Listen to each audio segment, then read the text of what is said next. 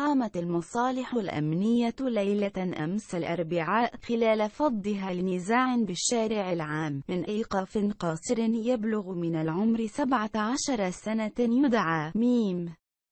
زاي، وشخص يدعى ميم حاء 28 سنة وهو موظف، والذي كشف أنه تعرض لسرقة مبلغ مالي مهم وهاتف نقال من النوع الممتاز من طرف القاصر وشريكه الذي فر إلى وجهة غير معلومة.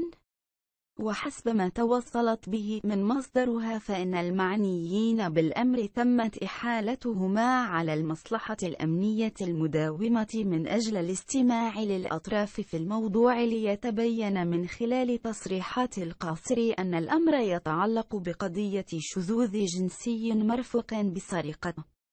حيث صرح القاصر أنه تعرف على الضحية في مواقع التواصل الاجتماعي والتقى به رفقة صديق له بغرض ممارسة الشذوذ، واعترف بقيام صديقه المدعو عين والمعروف باسم ماجده من قام بعملية السرقة، والذي تم إيقافه بالمحطة الطرقية ليلة البارحة متحوزا للهاتف المسروق.